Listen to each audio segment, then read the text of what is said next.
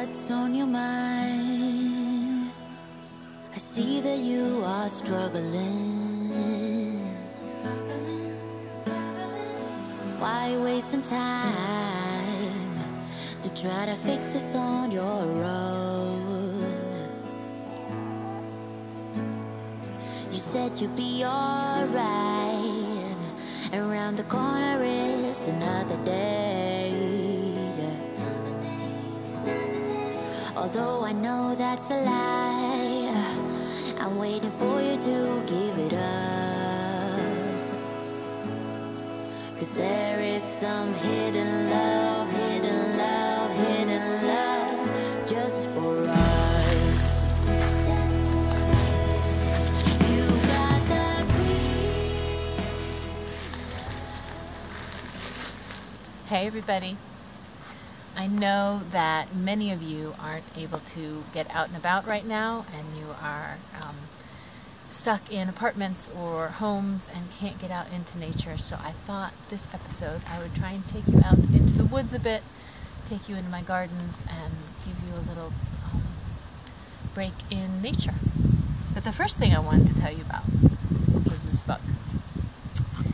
It's called Socks for Supper by Jack Kent, and I don't know if any of you guys have heard of this before, but this, well, first let me tell you how I got it. A friend of mine who I've actually never met in person, we met online, and she knits up all of the sock blanks for me that I eco-print. Her name is Sandra, and she sent me a little care package last week and said she had found this book at a secondhand store and thought of me, and so she got it for me. Little did she know that this was one of my favorite books when I was a kid. I didn't even actually remember it. I hadn't thought about it for probably 40 years. I was really young, but I remember as soon as I saw this, when I opened my package, I had a distinct taste of cheese in my mouth, and I had vivid memories of reading this book when I was a little kid. So I wanted to read it to you and invite you into the story. So it's called Socks for Supper. Socks for Supper by Jack Kent.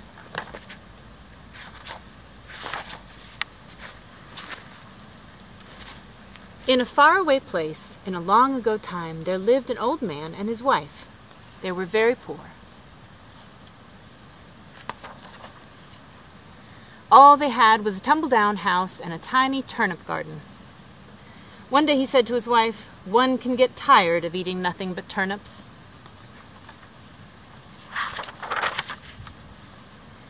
Not far away there lived a couple who had a cow. The old man and his wife used to look at the cow and dream of milk and cheese. "Maybe they'll sell us some," said the old man. "We don't have any money," his wife reminded him.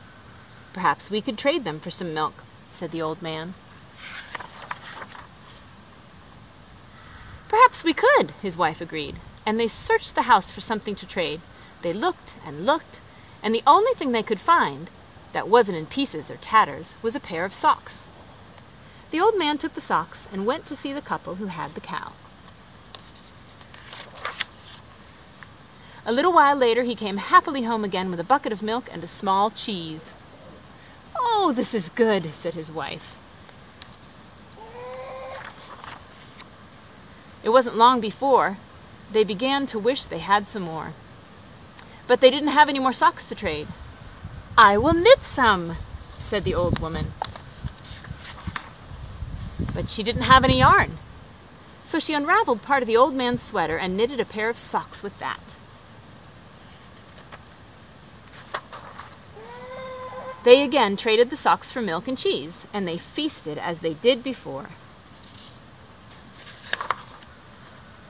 When it was all gone, the old woman knitted another pair of socks, and once more the old man traded them for milk and cheese. Yum! When that was gone, the old woman started knitting again. But there was now only enough yarn left for one sock. "What good is one sock?" the old woman said. "They won't trade any milk or cheese for that." "We'll see," said the old man, and he took the sock to the couple with the cow. "I only have half a pair of socks this time," he said, "but would you trade half a bucket of milk and half a cheese for this?" "Oh, no, that's not necessary," said the farmer. "You see," said the farmer's wife, "one sock is exactly what I need." She was knitting her husband a sweater for Christmas. She'd gotten the yarn by unraveling the socks, and she needed just one more to finish the job. But the sweater didn't fit. So the wife gave it to the old man, for she had noticed that he didn't have one. And it was just the right size. The end. That's the end of story time with Maria. Let's go take a walk around the gardens. So I thought I'd start by heading over to my office, and we can sit on the patio and I can tell you a little bit about some knitting while we're there. These, in front of the office, are 2 rows of raspberries. They're just starting to get their leaves. We have red, purple, yellow, and orange raspberries, and they're delicious. And this row next to them is called wineberries. They're just starting. They're kind of a local mountain raspberry, but they look like rubies. And then behind it, this is the row where I had all of my Hopi sunflowers last year, which can be used as a natural dye. And I'll probably put some in here again, but what you see in there now are lots of baby strawberries. I covered the whole thing with cardboard and then put a bunch of soil on top and planted 25 strawberries, and then we've got this wire on here right now just to keep the cats from scratching the strawberries up, because that's what they did to the last strawberry bed. So we'll keep that there until they're big enough and we don't have to worry about them. And I've put these 2, this is what I've been working on. I've put a garden, so we've created one here and one there, and I'm going to turn these mostly into dye beds so that when I have workshops on the porch, they can step off the porch and pick some leaves and stuff to dye with. So what I've got in here so far, they're not for dyeing, but they're because this was the best spot to put them, is some tea plants. These are Camellia sinensis, which is what you would make tea out of, so they'll grow tea leaves. I have 2 in another bed, and then I put these in yesterday. And that's a butterfly bush right there.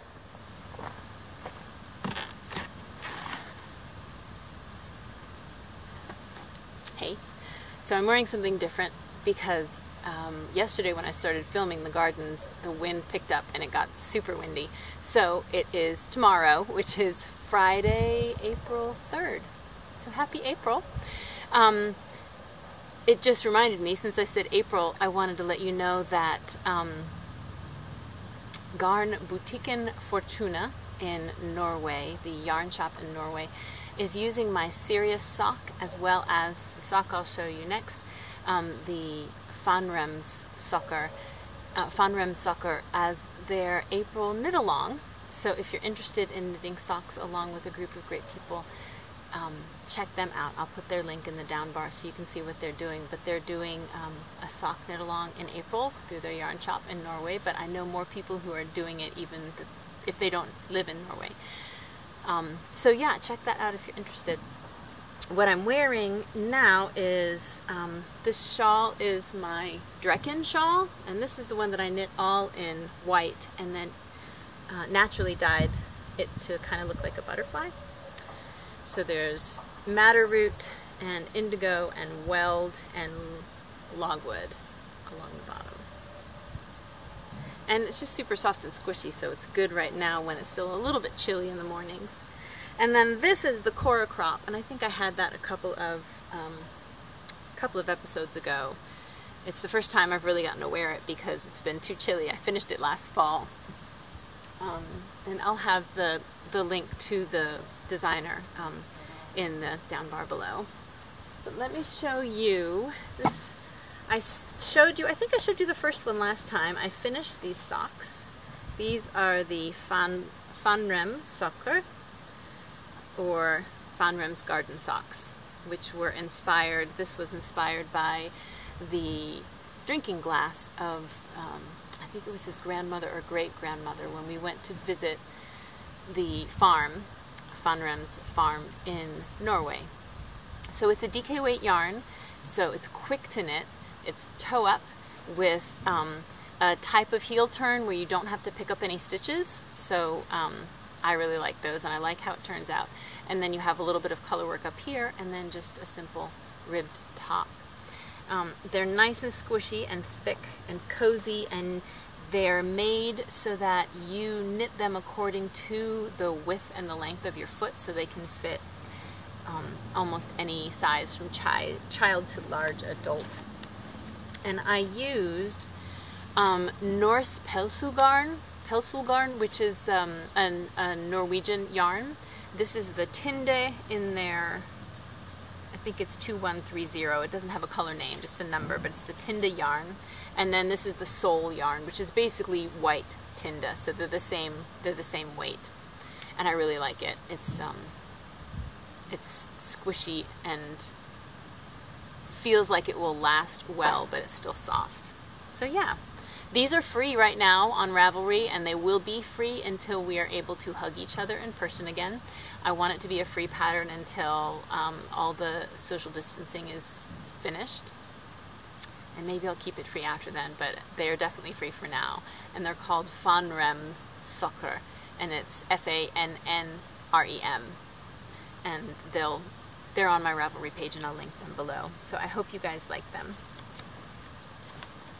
Another thing that I've been working on is something that I didn't show you last time because I hadn't started, but I'd shown you the yarn. This is yarn that I picked up in Norway at the Garn Butikken Fortuna, and this was their mohair. I think it's charcoal. Yes, so this is their silk mohair, and it's the Friar Jonas, or the chimney sweep colorway. And this is the Peruvian Highland wool, so it's 100% wool, in the Flores colorway. And so I thought they would go nicely together to make a hat for Kaya. I've been wanting to make her a new hat because the last one I knit her is kind of stretched out a little bit, and I thought this would be a design that she would like, as well as a color she would like. She wears a lot of black, and knitting black isn't the most fun thing to do. So I mixed it with the pink, and I think it turned out really lovely. So this is the Oslo hat by Petite Knit, also I believe a Norwegian designer. And you basically knit a long part of it in stockinette, and then you turn it and knit the other part in stockinette. So you create a rim, right? A brim that looks like stockinette because you folded it up, and it's folded 3 times basically. And the only thing I did differently is I knit the whole thing, and then I realized that after folding the brim 3 times, it really was a little too snug. My gauge was off, but I was hoping I could fake it by knitting a little loosely, but it was still too much. So once I finished the hat, I actually put the needle back in. So this is folded twice, you can see it's folded over. I put the needle back into the rim, and I ripped almost all of it out, and I knit back to the end again. And when I was binding off, I picked up stitches. I folded it over and picked up stitches, and then bound off as I knit. It's hard to explain it without showing it to you since it's already folded. But basically the bind off is right here. And then when you put it on, you fold it up so you have this triple brim. It looks really cute on her because she has bangs, and so she just wears it back a little bit. But this is basically how it looks. And it's super soft because it has the mohair and the silk, but it's also nice and warm. And I like it. She really likes it, so I hope she'll wear it. She's chilly a lot, and even though the sun is coming out and spring is here, she'll still probably get a good month or 2 of use out of it. We don't usually, we're not usually finished with our snow until possibly mid-May, but it's been in the 70s and even into the 80s here lately. It's been really hot for March and April so far. So I've gotten a lot of gardening done and prepping beds and started seedlings and stuff, but it might be a little early. We'll see. Hopefully I won't get hopefully we won't get too much of a frost from now on.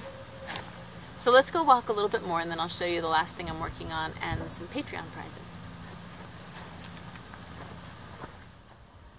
So right here you can see my elder patch is starting to put out some leaves.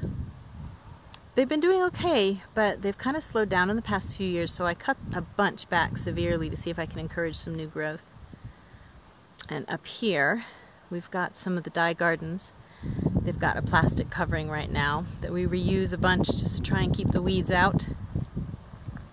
And some hazelnut trees and a bunch of fruit trees behind those. And over here, behind the solar panel, I've planted a bunch more elder. And over here I'm starting to put in what's called plume poppy, which actually isn't very well known at all, but I found it last year behind the Prado de Lana yarn shop in Stockbridge, Massachusetts. And it makes an orange print, so I decided to put some in the yard.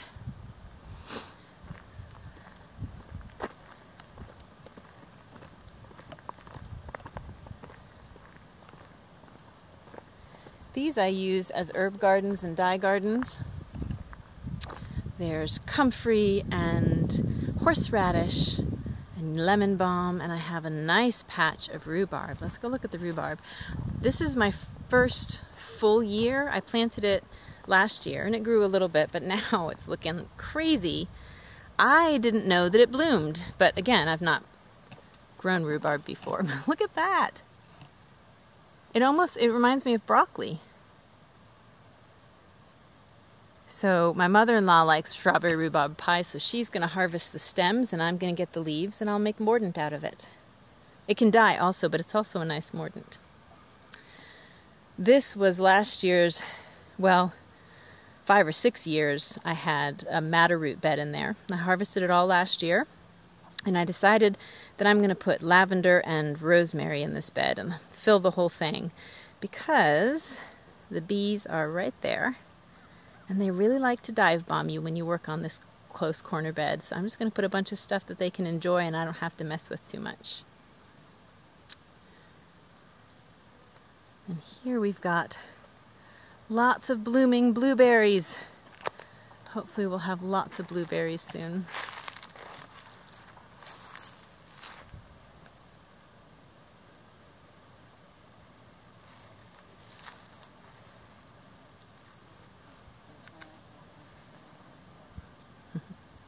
If you've never seen it before, this right here, these are praying mantis egg sacs. There's 3 of them here actually. 1, 2, and then 3. So praying mantis is great for keeping down the bad insects in your garden. But if you get too many of them, they also eat the beneficial insects. And a couple years ago we had an insane amount of praying mantis in our yard. So when we saw all the egg sacs, we started giving them away to people so we didn't have so many. And last year it was perfect. They helped take care of the bad insects, but weren't eating all of our butterflies and all of our other good insects.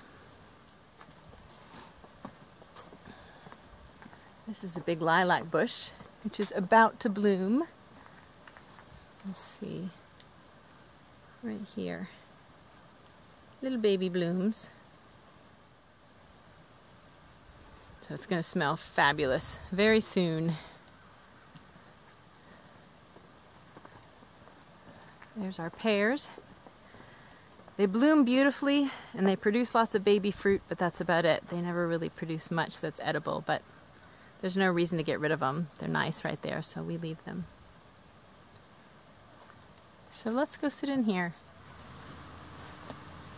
Okay, so I've got the pear trees behind me, and I'm sitting in the middle of a big yarrow patch with some strawberries and some hollyhocks to my left, and a bunch of St. John's wort to my right. I didn't plant any of this. There's a native St. John's wort around here, and probably 5 or 6 years ago I remember that it got hit pretty hard by some kind of a black beetle, and I had heard about an area not far from here where a lot of people will go to harvest it. It's a public area, and they were finding black beetles all over it. So when I started seeing mine come up, I was searching hard to find the black beetles, and so I was making sure that we didn't get any. And so our batch didn't, our local native St. John's wort that's in our woods didn't get hit too bad. So now it seems like it's reseeding everywhere, and I can see 5 big patches of it right now just growing up in this little bed next to me, which is great. So instead of putting anything in it, I'm just going to let it seed itself in this bed, and then I'll have a nice big St. John's wort patch. Because it's a great medicinal, but it's also a really beautiful dye plant. It can make some lovely yellows and reds and greens out of its leaves and flowers. So what's next? So here's something else that I've been working on. I showed you this last time. This is a shawl that I decided I wanted to do. It's just my own design right now. It was inspired by my fan in my room and the 2 yarns I wanted to use. This is a hand spun, well, they're both hand spun, but this one I also dyed with kusagi berries, and they look lovely together. I think I might do it again with some really boldly contrasting yarns, but so far this is what I've got. And it's kind of hard to see because it's on a smaller needle. I need to put it on my 60-inch needle. But you can see the spiral in the center. And I've just started adding a second slip stitch in between each original slip stitch. So now it's going to have a second spiral starting to come out. So yeah, it's just fun. It's kind of mindless knitting. We can watch videos and hang out, and it's just a lot of garter stitch. Because what I'm actually doing, it's not a stockingette stitch actually, because what I'm actually doing is I will knit 1 row in, I'll knit 1 row, and then I will turn it and twist the yarn and knit back the other way, and that way I'm never purling, so it's really fast. But I'll put that pattern up at some point. I'm probably going to do a hat with it too. I think something in white and red would be really pretty. So, yeah, I hope you guys have been doing well. I know it's been really hard for a lot of people, even if it's not been, even if you haven't lost your job and you're not stuck in a tiny apartment, it's still just been worrisome and hard mentally for a lot of people. This is something we've never ever gone through before. And in our lifetimes, with the coronavirus, and we just had our first death in our area, which is actually a man who lives not far from here. And so people are starting to go out wearing gloves and masks, and it's surreal. But it is real. So we're having to take care of ourselves. And I am privileged enough to be in a place where I have land to roam, and my husband still has his job. And I'm trying to look at it as positively as I can. I'm enjoying this time with my kids at home. I'm not working at all right now. Well, of course, I can't teach any of my classes. They've all been canceled. But I'm not doing any dyeing. I've basically cleaned up and closed up my office for now, so we could use it as a schoolroom, as well as I can spend as much time as possible with my kids. Kaya does a lot of her own schooling, but I'll check in on her occasionally, or make her lunch or whatever, just try and interact a little bit more than we used to when she was at school. But having Leaf home, for those of you who don't know, I homeschooled my kids for 9 years. It was just in the past year or 2 that they ended up going to schools outside of the home. So having him home again has been really nice, and it's been nice focusing on his education and working through some of the things that are harder for him, and really seeing him thrive in the things that he's super good at. I've really enjoyed that. And I'm also trying to remind myself that it's that, I can't remember the exact saying, that having the wisdom to change those things that we can and know what we can't change. The wisdom to know the difference. I don't remember. I remember it was in a Sinead O'Connor song, but I don't remember the whole saying. But, there's only so many things I am in control of. And so those things that I'm in control of, I am, taking the bull by the horns, and I am doing what I can to do my best with those. I can't control what's going on outside of here, outside of my home, and what government does and what other people are doing. So I can only do my best, and I've got to look at this as a way, you know, I feel like Mother Nature is smacking us all in the face and saying, wake up and open your eyes. And hopefully we will all use this as a time to figure out what our priorities truly are, what really matters to us in life, and reset how we are running our planet right now. I hope that that's what we'll do when things calm down and we get back into, you know, the swing of things with work and getting back out and stuff. I hope that we do so with a different mindset. I hope that we do so gently and kindly. You know, we've really realized what community means to us, and what our friends mean, and our family, and this planet. I feel like I've also noticed a lot of people, because they're not working, they're taking more time in nature if they can. They're also taking, like, I can't tell you how many of you I've seen making sourdough bread. It's been so cool. It's really funny because I used to make a lot of bread for my family. I used to bake a lot, and then we started having some troubles with foods and gluten and carbohydrates, sugars and stuff in our family, and so I stopped baking breads. But sourdough is a little easier to digest, and so I was actually talking with a friend a couple months ago about getting a starter. Like, if I'm going to make sourdough, I really want a sourdough starter that has a history, because, you know, some of them can be passed on and on for years. And I would love to have one where I know what the history is and where it comes from and how it was made. But I just haven't gotten to it yet. I haven't found one, or I haven't gotten to it. All of this happened with the coronavirus, and I didn't get out there and get one. But one thing I've noticed, especially in the past week, is how many people are making sourdough bread. And it's just so sweet. Like, people that, some of them I know would never make bread before this, but now they're at home a lot, they're with their family, and they've gotten back to cooking and nourishing themselves, and I just love that. And I hope that for as many of you as possible, that's what you're finding, is that you're finding some retreat in your home, and some nourishment, and some support.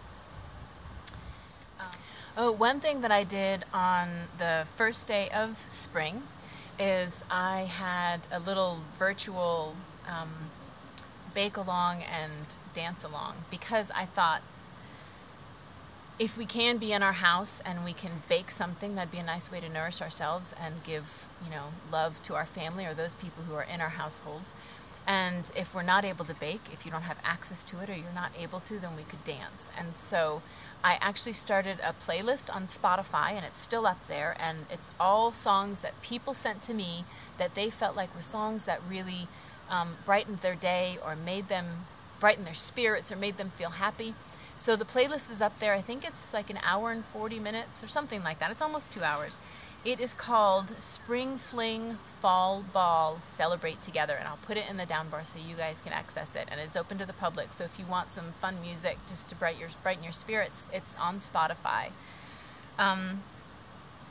The other thing that I did on the first day of spring is that I drew the winter Patreon winners. For those of you who've been following for a while or who are patrons, you know that at the beginning of every season, I pull 3 winners from the past season who have donated to me and the podcast, and I give away prizes. So the 3 winners are, the first winner is M. Harink. I'll put your names in the down bar, and I'll contact you personally also, so you know who you are. You are first place, G.Van Haften. You are second. And K. Barsuli, you are third. So what I want to show you, for the first place winner, I would love your first choice prize. If you're the second place winner, I'd love your first and second place prize. And if you're the third place winner, then I will send you the third prize. So first, I have some yarn from the Garn Butikken Fortuna. This is Norwegian yarn. It was dyed by the lovely ladies at the yarn shop. And this is their Bardsjag colorway. It was made to represent kind of the colors of Norway. And Bardsjag was the hotel that I stayed in when I was in Norway. And it's really beautiful. It's a sock yarn, merino and nylon, with whites, blues, dark, dark gray, black, and then just the slightest hint of light brown. And then going with that is also the Making Stories magazine from spring of last year, 2019, which has some really lovely sweaters in it. There's 2 or 3 sweaters that I really wanted in here, and socks and hats and other beautiful designs. So this is the first prize. The second prize is my crazy coiled orange hand spun yarn. And that has the coils that I was working on that I showed in my podcast or my tutorial a few weeks back, as well as Roros te, which is tea from Norway, and it has peppermint, hyssop, mint, thyme, clover. I can't read all the rest of them. I'm not sure what they are, but it's a lovely tea. So the yarn and tea is another prize. And then the third prize is 2 skeins of yarn. This is also from Norway. I tried to get something from Norway for each of you. This is West Wool's Norway yarn. It's a beautiful like teal green. And this is 10% Texel or Texel and 90% Falkland Merino. It's super soft. As well as the holiday colorway from Green Mountain Spinnery and their Ragtime. This is what I did the Cozy Sunday socks in. And I just think these look beautiful together. So I thought we'd put those together. So this is the third prize. So if you guys will let me know which ones you're interested. This is one. The tea and hand spun are the second. And the Norwegian yarn and the magazine from Making Stories are the third. If you're interested in becoming a patron, it's just Ninja Chickens on Patreon, and I draw prizes every season, and occasionally we'll put up tutorials and other things. All the videos that I do are open completely to the public, and there's, I think, just a $1 and a $2 or $2 and $5. It's just a small tier. So let's walk just a little bit more. Maybe we'll go into the woods a bit, and I'll show you some of the last things I wanted to tell you about.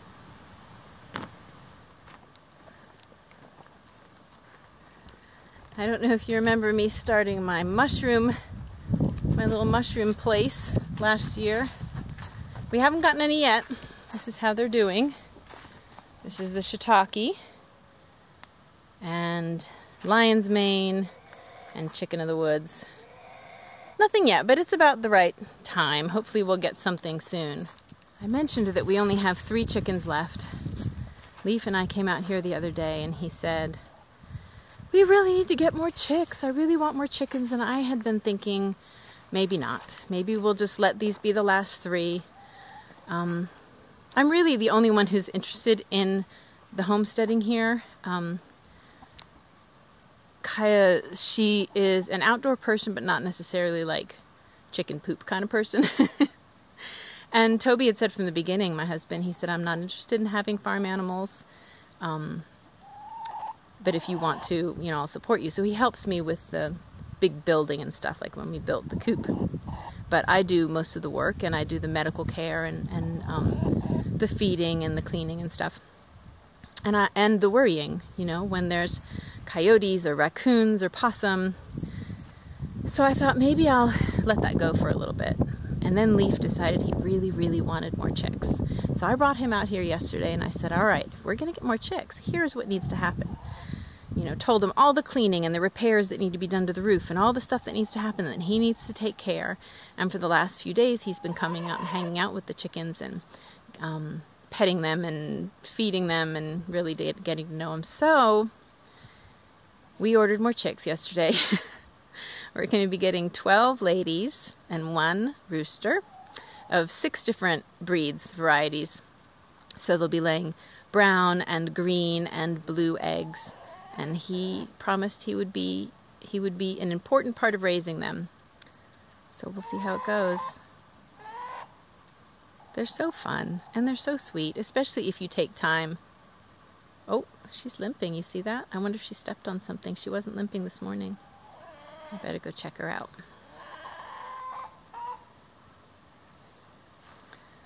Well, her foot looks okay.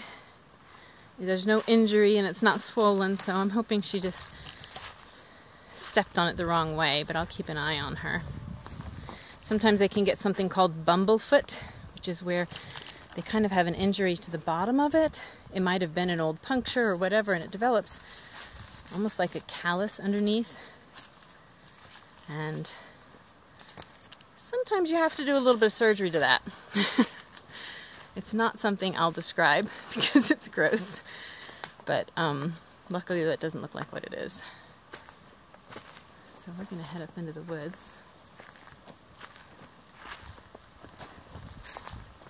Maybe we'll sit by the stream.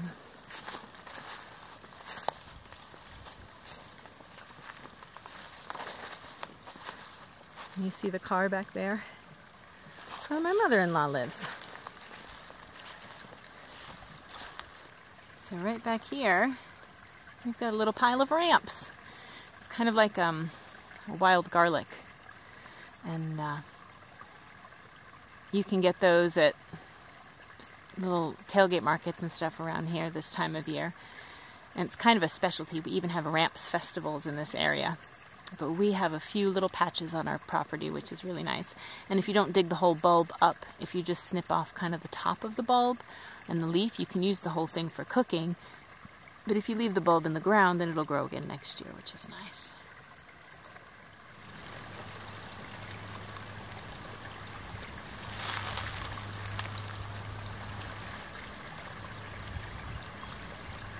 So I can't remember if I've mentioned the dye garden along. We have been doing in my Ravelry group since the beginning of this year, preparing for our dye gardens. And there's a number of people who are writing down and talking about the plants that they're going to be growing, asking great questions and giving great answers to the different plants that you can grow in your gardens depending on what zone you're in. And we're going to be, some people starting seedlings, some people are buying already grown seedlings or just planting bushes that grow dyes, and we're learning all about the gardening aspect as well as, hopefully once we harvest, some of the dyeing. So if you're interested, I'd love it if you joined along. He always comes out in the woods when I'm out here he always loves to be out here. This is Cookie Dough, if you haven't met Cookie Dough. So yeah, head out to the Ravelry group if you're interested in learning more about the dye garden along. There's two things I wanted to show you out here, and the first has to do with dye gardens, and that is something that G.Van Haften and I had put together. We had planned on it this past summer, and I got some organic cotton from a local woman named Eileen, who is New World Textiles, and she has some beautiful cottons. And I eco-printed the cotton, and then I sent it to G.Van in Germany, and she made some bags. So this one is mine, and hopefully you can see it. It has some beautiful black walnut and onion and redbud and sourwood on it. And it's a really pretty copper zipper that works really well, and two little pockets on the inside. But another thing that I really like, that I don't know if I've ever had a bag that has this, is whatever she uses for the inside lining is really squishy, so the bag, it can almost be used as a pillow. It's super soft and squishy, and I love it. And that one is the one that she sent me, and then there's one for you guys. So this is going to be one of next month's or next season's Patreon giveaway gifts. And that has the red pink is from Madder Root, and then it has some black walnut and sourwood, and I think there's some rose on here.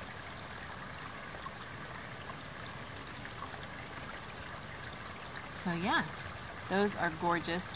That was from her last update, and as far as I know, they have sold out. She and I won't be doing it again anytime soon because she's taking time to raise her new baby and focus on making stories, because she's also one of the producers of the Making Stories magazine. The other thing I wanted to show you, and I just think these are super cool, and I thought you would enjoy the story behind it.